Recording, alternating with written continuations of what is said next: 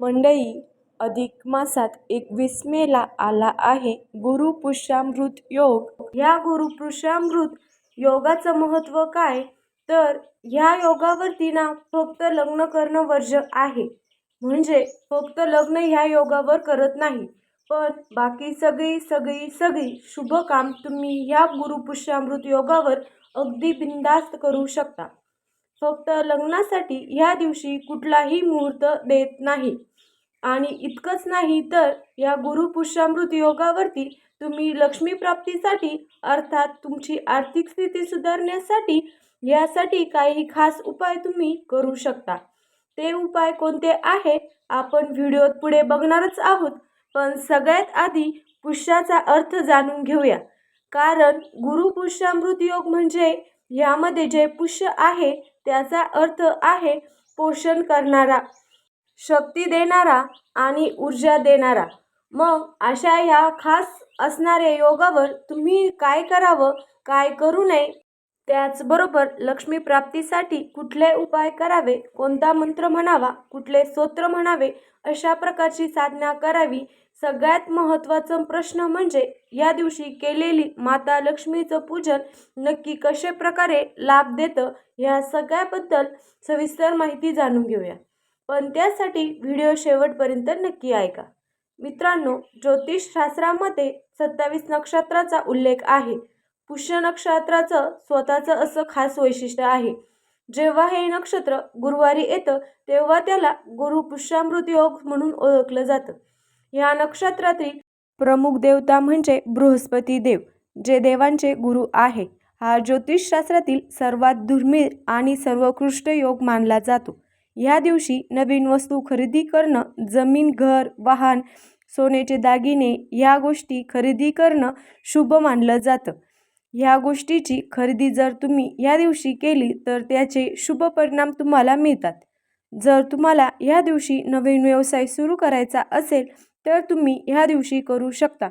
निश्चितच तुम्हाला माता लक्ष्मीचा विशेष आशीर्वादही मिळतो. पण आता त्या उपायाकडे वळूया, जे उपाय तुम्हाला गुरुपुष्यामृत योगाच्या दिवशी करायचे आहेत, ज्यामुळे तुम्हाला माता लक्ष्मीची कृपा प्राप्त होणार आहे. त्यातला पहिला उपाय म्हणजे गुरुपुष्यामृत योगाच्या दिवशी माता लक्ष्मीला प्रसन्न करण्यासाठी आणि पैशाचे संबंधित समस्या दूर करण्यासाठी लक्ष्मीनारायणची पूजा अवश्य करा. म्हणजे घरामध्ये लक्ष्मीनारायणाचा एखादा फोटो असेल तर तो पाटावर मांडा आणि रीतसर विधिवत लक्ष्मीनारायणची पूजा करू शकता.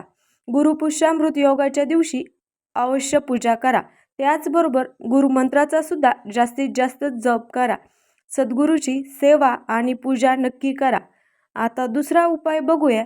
गुरुपुष्यामृत योगाच्या दिवशी घराबाहेर स्वस्तिक चिन्ह काढा आणि दक्षिणावर्ती शंखाची पूजा करा. दक्षिणावर्ती शंख हा शंखाचा एक प्रकार आहे आणि ह्या शंखाला भगवान विष्णू आणि माता लक्ष्मीचा आशीर्वाद प्राप्त आहे असं म्हणतात. त्यामुळे असं केल्याने अडलेले पैसे मिळतात. तुमचे पैसे कुठे अडलेले असतील तर तुम्ही गुरुपुष्यामृत योगाच्या दिवशी ह्या 2 गोष्टी नक्की करा. घराबाहेर स्वस्तिक चिन्ह काढा आणि दक्षिणावर्ती शंखाची पूजा करा. आता तिसरा उपाय बघूया. तुम्हाला जर तुमच्या व्यवसायात भरभराट हवी असेल, कामाच्या ठिकाणी तुम्ही पारद लक्ष्मीची मूर्ती स्थापन करा आणि तिची पूजा करा. त्यामुळे संपत्ती आणि समृद्धीमध्ये वाढ होते. पारद हा धातू सर्वात शुद्ध मानला जातो. ह्या धातूचा संबंध सरळ देवांशी असल्याचंही मानलं जातं. म्हणूनच नोकरी मिळवण्यासाठी किंवा नोकरीमध्ये प्रगती हवी असेल तरीसुद्धा गुरुपुष्यामृत योगाच्या दिवशी पारद लक्ष्मीची पूजा करण्यास सांगितली जाते. असे केल्याने व्यवसायात प्रगती मिळते, आशीर्वाद मिळतो आणि आर्थिक संकट दूर होतात. आता चौथा उपाय. एकाक्षी नारळाला सुद्धा देवी लक्ष्मीचं रूप मानलं जातं. ह्या दिवशी एकाक्षी नारायणची विधिवत पूजा केल्याने घर किंवा व्यवसायात कधीही पैशाची कमतरता भासत नाही. धनधान्याचीही वाढ होत राहते. ज्यांना पारद लक्ष्मीची पूजा करणं शक्य नसेल त्यांनी एकाक्षी नारायणची पूजा करावी. पाचवा उपाय बघूया. गुरुपुष्यामृत योगाच्या दिवशी तुम्ही माता लक्ष्मीचे चमत्कारिक असे कनकधारा स्तोत्र आणि लक्ष्मी स्तोत्र याचं पठण अवश्य करा. नियमितपणे जर तुम्हाला ह्या गोष्टी पठण करणे शक्य असेल तर ह्या गोष्टी पठण केल्याने वैभव आणि संपत्तीची प्राप्ती होते आणि शत्रूपासून मुक्तीसुद्धा मिळते. तेव्हा मंडळी, गुरुपुष्यामृत योगाच्या दिवशी ह्या 5 गोष्टीपैकी कुठलाही एक उपाय करा जो तुमच्या सोयीचा असेल आणि माता लक्ष्मीची कृपा नक्की मिळवा.